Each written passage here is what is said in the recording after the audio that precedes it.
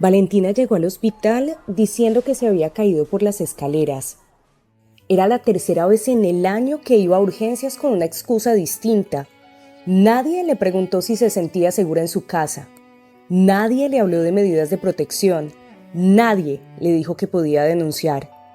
Salió con medicamentos, pero con el mismo miedo con el que había entrado. Y mientras esperaba el bus para regresar a casa, solo pensaba que tal vez eso era lo que le tocaba vivir, sin saber que la atención en salud también podía ser una puerta para proteger su vida. Estás escuchando Voces y Derechos. Un programa realizado por la Fundación Forjando Futuros, con el apoyo de la Asamblea de Cooperación por la Paz y la financiación de la Comunidad de Madrid. Aquí unimos voces para cambiar la historia. Bienvenidas y bienvenidos a Voces y Derechos, un espacio donde unimos voces para cambiar la historia. Este es un programa realizado por la Fundación Forjando Futuros, con el apoyo de la Asamblea de Cooperación por la Paz y la financiación de la Comunidad de Madrid, todo esto como parte del proyecto Mujeres en Movimiento por un apartado libre de violencias. Hoy vamos a hablar de un tema que es bastante importante y es el funcionamiento de las rutas de atención en salud, protección y justicia para las mujeres que viven violencias basadas en género. Y para este tercer programa nos acompañan Nora Isabel Saldarriaga, directora de la Fundación Forjando Futuros, Carolina Alzate, abogada y coordinadora del componente de seguimiento a proyectos de la Fundación, y Ángela Vanegas, abogada también del componente de atención psicojurídica a violencias basadas en género del proyecto. Bienvenidas a este programa. Nora, buenos días, ¿cómo estás? Muy buenos días, gracias por esta invitación y bueno, nuevamente acá en este diálogo, en esta conversación amena para que las mujeres en todo el territorio conozcan qué está pasando frente a esta temática. Caro, buenos días, ¿cómo has estado? Buenos días, Cris, muy bien. Saludar a las personas oyentes este día y bueno, qué rico volver a este espacio. Ángela, ¿cómo vas? ¿Cómo va todo? Hola Cristina, muy bien. Muchas gracias nuevamente por propiciar este espacio para la conversación, para la palabra y a mis compañeras que me acompañan aquí en este espacio.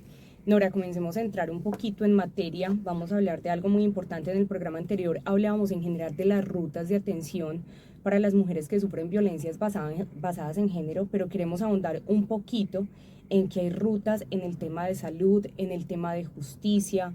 Es un acompañamiento integral. Hablemos un poco de eso, por supuesto, en relación al proyecto que estamos ejecutando. Sí, Cris, yo creo que hoy es importante que digamos que uno de los mayores retos que tenemos frente al tema de las violencias basadas en género no es solamente que ocurran y que se vivan de manera cotidiana, sino que muchas veces pues el sistema o el mismo Estado no tiene la capacidad o no responde frente a las necesidades de las personas que sufren las violencias basadas en género. La atención en salud, la protección y la justicia no son favores que el Estado le esté entregando a las mujeres, a los niños, a las niñas o a las personas en general, sino que es una obligación que el Estado tiene para con las personas que sufren violencias basadas en género. Quiero leerte unas cifras que me parecen súper importantes y es que en Colombia las violencias basadas en género siguen siendo alarmantes y siguen aumentando. De acuerdo con el Instituto Nacional de Salud, solo durante el primer semestre de 2025 se reportaron más de 70.000 casos sospechosos de violencias basadas en género y violencia intrafamiliar en Colombia. Y de esos casos, 3 de cada 4 fueron víctimas mujeres. Entonces eso nos tiene que poner en alerta. Eso significa que las mujeres siguen llegando a los hospitales, a los centros médicos, ¿cierto? Buscando la atención frente a estas violencias. Y que el Estado tiene que responder, como dije anteriormente, no es un favor, no es algo que es por si, no es que si queremos hacerlo o no queremos hacerlo, no, es una obligación del Estado frente a las mujeres, los niños y las niñas y las personas diversas en brindar esa atención. Y hoy, desde el proyecto Mujeres en Movimientos, por eso, libres de violencia, por eso estamos trabajando para que las puertas se abran, para que haya conocimiento, para que se conozcan las rutas de atención y que de manera oportuna las alcaldías, las gobernaciones puedan brindar la atención a través de sus instituciones, a través del hospital, las comisarías, a través de la policía, a través de la fiscalía, que puedan brindar la atención oportuna, la atención cordial, porque también eso pasa mucho, que llegan las mujeres, y lo hemos hablado en los otros programas, que como se naturaliza que la violencia es así y y pasa así, entonces no se brinda una atención empática. Hemos insistido durante todos estos programas de la necesidad de que se brinde una atención empática, una atención con conocimiento, una atención en donde los hombres y mujeres que trabajan en estas instituciones tengan un conocimiento no solo de las rutas, sino que tengan una empatía o un conocimiento desde lo psicológico básico para brindar la mejor atención a las mujeres, a los niños y a las niñas que sufren violencias basadas en género en todo el país. Que realmente todos como sociedad nos convirtamos de alguna manera en red de apoyo también. Yo creo que todos de alguna manera tenemos responsabilidad y debemos hacer acompañamiento a quienes padecen estas violencias. Y claro, hay algo muy importante que también lo hemos recordado, pero yo creo que es importante ahondar ahí, lo hemos recordado en otros programas, y es que estos procesos para las mujeres que sufren violencias basadas en género no empiezan necesariamente con una denuncia penal. Hay muchas formas de iniciar esas rutas de atención. Hablemos sobre eso. Gracias, Cris. Efectivamente, la ley 1257 ha establecido unas rutas en salud, en protección, en justicia, y la atención pues que también se debe brindar por parte de las autoridades competentes. Casi que en la mayoría de los casos, muchas veces las mujeres, por esas barreras subjetivas, por también las mismas barreras institucionales, no acuden directamente a una denuncia, en el caso pues del sector justicia, en este caso ante fiscalía, sino que a veces acuden es por el sistema de salud. Y suele ser la entrada de muchas mujeres, sobre todo cuando hay violencias físicas o incluso violencias psicológicas, porque cuando estamos hablando de la salud, hablamos de la salud en un sentido integral, y de esa manera también la norma nos ha dicho que se debe brindar ese acompañamiento. El sistema de salud, pues sabemos que actualmente está enfrentando un proceso muy complejo, pero efectivamente eso no significa que no se deba atender, y un poco ahorita lo vamos a ahondar.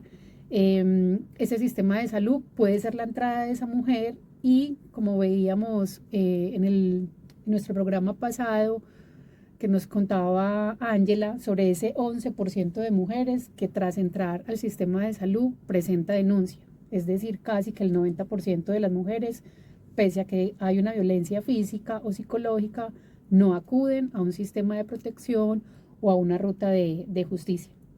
¿Qué nos falta como Estado, incluso como sociedad?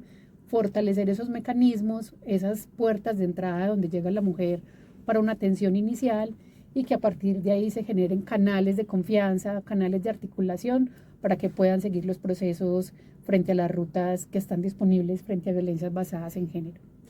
Caro, ahí mencionabas algo muy importante, recordabas esos datos que nos dio Ángela en el programa pasado, y Ángela, precisamente, yo creo que ahí también es clave hablar de esa atención con enfoque de género, porque muchas mujeres no se atreven a denunciar, no se atreven a decir lo que les está pasando en un sistema de salud por el temor de que las juzguen, las revictimicen. Han escuchado historias, han escuchado casos en los que algunas mujeres no han encontrado como esa protección. Entonces es importante esa atención con enfoque de género.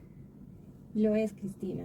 Y voy a retomar un poco lo que decía Caro sobre el tema de la salud, porque el otro día estábamos en un grupo de formación con las mujeres en apartado, y estaba con Mariana, la psicóloga también del proyecto, y una de ellas mencionaba que era muy complejo a veces el acceso a la salud, porque entonces decían, no hay contratistas, o no trajiste la cédula, entonces no te podemos atender.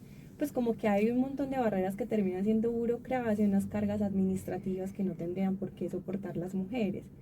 Y esto es muy grave porque las violencias contra las mujeres son un problema de salud pública que finalmente tiene unos efectos muy importantes sobre la sociedad en general. Pues por eso finalmente las mujeres terminan recurriendo al sector salud, como una primera puerta de entrada a la activación de la ruta, como le sucedió a Valentina. Y creo que, digamos, no se ha tenido muy claro que el rol del sector salud es fundamental para la mitigación de esas consecuencias negativas en la vida, digamos, de las mujeres que han pasado por situaciones de violencias, para identificar de maneras tempranas el abuso, proporcionar tratamiento, orientar, asesorar, porque finalmente el acento del sector también está no solo en la atención inmediata, sino en la prevención, estudiar, analizar factores de riesgos, desencadenantes de las violencias, causas estructurales. La Organización Panamericana de la Salud, por ejemplo, menciona que al proporcionar atención compasiva y de calidad a las mujeres que han sufrido violencia, así como a sus hijos e hijas, los proveedores de atención de salud también pueden ayudar a romper el impacto de la violencia en las próximas generaciones. Y eso es un dato como muy importante porque pues finalmente es como las instituciones tienen un impacto a largo plazo en cómo deciden finalmente atender a una mujer. De ahí también la importancia de la atención con enfoque de género. Es que escuchando esa historia de Valentina, esa historia inicial, yo creo que a todas nos resuena en la cabeza como ese interrogante: ¿por qué las mujeres llegan a un sitio de salud, sea un hospital, una clínica, una unidad intermedia, y llegan y cuentan lo que les está pasando, pero muchas veces no logran que se activen estas rutas de protección o estas rutas de justicia? Entonces, ¿qué es lo que falta también ahí en los profesionales? ¿Qué es lo que falta en esa formación que reciben? ¿O qué es lo que está pasando con esos sistemas de salud, Caro, que no hacen que siga la ruta, que las mujeres puedan de verdad encaminar lo que les está pasando, de encontrar una red de apoyo, una atención integral? ¿Qué es lo que pasa ahí? Si bien el sistema de salud puede ser como la entrada cuando hay una situación de violencia para la mujer, creo que es súper importante lo que estaba diciendo Ángela. Siempre que hay una mujer, y sobre todo cuando hay casos de violencia intrafamiliar, suelen en algunos casos, cuando hay hijos y hijas, también generar una situación de violencia alrededor. Incluso hay autoras que plantean que siempre que hay violencia contra la mujer, hay violencia contra los hijos y las hijas. Y efectivamente hay barreras desde lo personal, del temor, la vergüenza, la culpa que a veces se genera frente a las violencias basadas en género. Y si bien acuden a una atención inicial en salud, no se piensan más allá de las rutas. ¿Por qué? Porque quizás no sienten en el sistema de atención que haya confianza para poder seguir el proceso, o porque por las calidades que tenga este agresor también implique para ella mayor riesgo exponer la situación, tanto para ella como para sus hijos e hijas o su entorno familiar, que muchas veces también el miedo ha generado que muchas mujeres no continúen con ese proceso de ruta. Y efectivamente, que también lo conversábamos aquí, el trato de ese personal de salud, que finalmente es la forma como se atiende a las mujeres. El tema de la escucha es casi un asunto de reparación para las mujeres sobrevivientes de violencias. Entonces, muy clave también ese trato humanizado que puedan tener las y los profesionales de salud. Y yo creo que ahí también es muy importante que las instituciones y los funcionarios entiendan que esto consiste en hacer un trabajo articulado, que también muchas mujeres en muchos casos se sienten revictimizadas, reviven dolores, se reabren heridas, porque a cada una de las instituciones que llegan tienen que volver a llegar a revivir esa historia, a contar desde cero lo que pasó, a sentir que su proceso inicia cada vez que van a una de estas instituciones. Entonces yo creo, Ángela, que también es importante explicar un poco eso, porque debe ser un trabajo articulado y que no se debe empezar de cero cuando voy al sistema de salud, luego volver a empezar de cero cuando voy al sistema de justicia, luego volver a empezar de cero cuando pido una atención psicosocial. ¿Cómo debería ser este proceso? Me parece fundamental que lo menciones, porque lo que una logra evidenciar en la atención a mujeres sobrevivientes de víctimas de violencias basadas en género es que terminan haciendo como una ruta muy repetitiva entre diferentes instituciones cuando ya la ley les ha ordenado como articulación interinstitucional. Entonces una mujer que va a salud y le dice el personal de salud como, bueno, vaya de aquí a fiscalía a poner la denuncia, pero no se pregunta si de pronto el agresor está fuera del hospital y podría causarle más daño a esa mujer. No llaman a la policía para que les brinden el acompañamiento en los desplazamientos hacia la activación de la ruta. No hacen los registros correspondientes, por ejemplo, ante el Civila, que es una obligación que las instituciones de salud tienen. Entonces es muy complejo porque terminan todas esas cargas recayendo en una mujer que ya viene con, digamos, el resultado, las consecuencias de una violencia de género, y que lo que menos quiere es asumir como lo que implica activar la ruta en diferentes lugares contando la misma historia.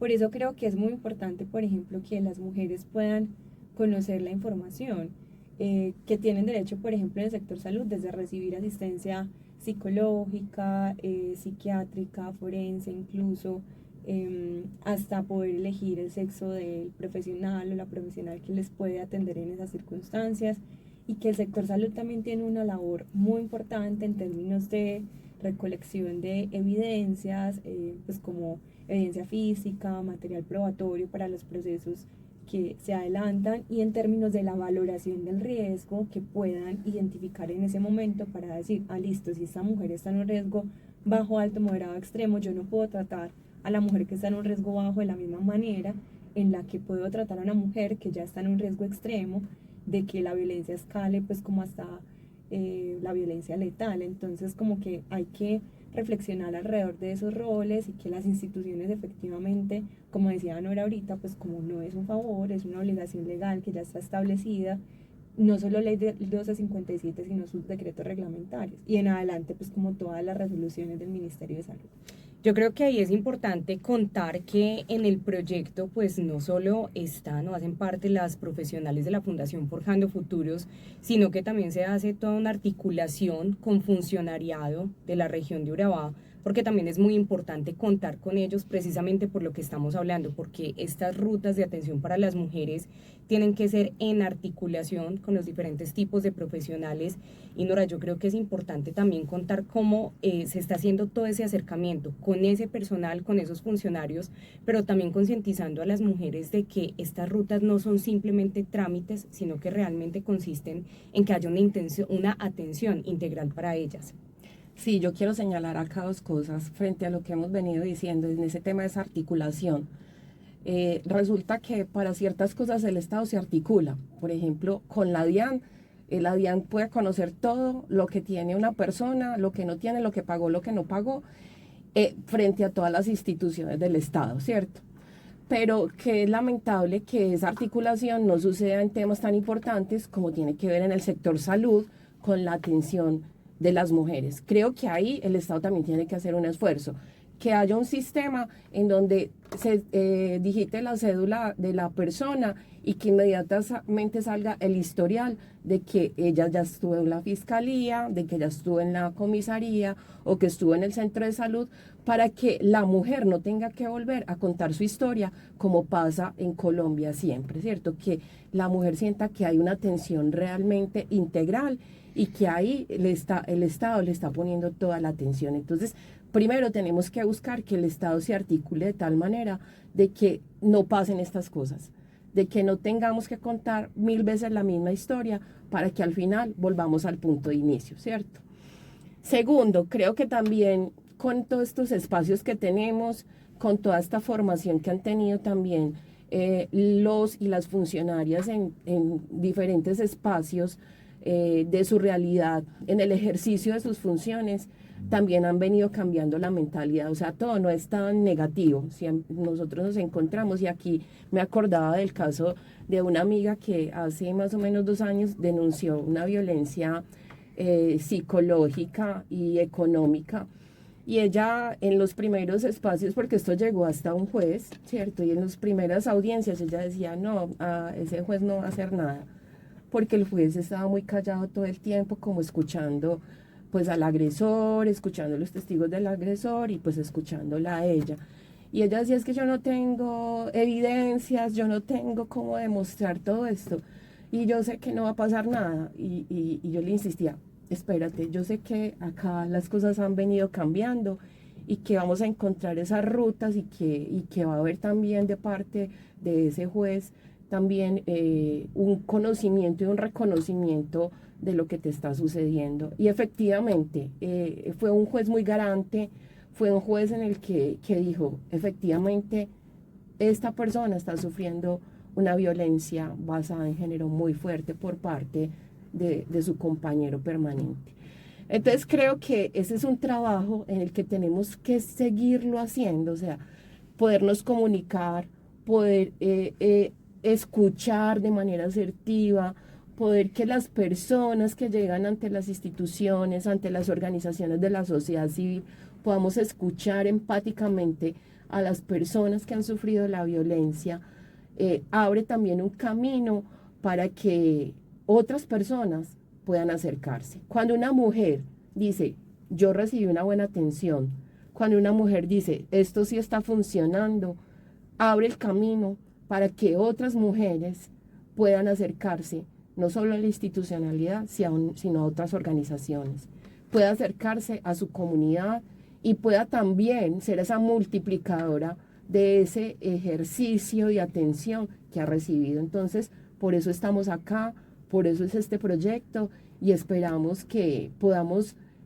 fortalecer estos mecanismos para que no se vuelvan solamente papeles, para que no se vuelva trámite. Desde la Fundación hemos insistido mucho, no solamente en los casos de violencias basadas en género, también en lo que hacemos en las rutas de atención a víctimas del conflicto armado. No puede ser que llenemos formularios de 300 preguntas para atender a una persona. A esto hay que hacerlo fácil, ameno, cercano, y que la gente pueda sentir que sí se están respetando y no se están vulnerando sus derechos. Y que definitivamente entendamos que la salud, la protección, la justicia también son herramientas claves para romper el silencio y para prevenir nuevas violencias. Muchas gracias a las tres por acompañarnos en este tercer programa de Voces y Derechos, un espacio donde unimos voces para cambiar la historia. Estás escuchando Voces y Derechos. Un programa realizado por la Fundación Forjando Futuros, con el apoyo de la Asamblea de Cooperación por la Paz y la financiación de la Comunidad de Madrid. Aquí unimos voces para cambiar la historia.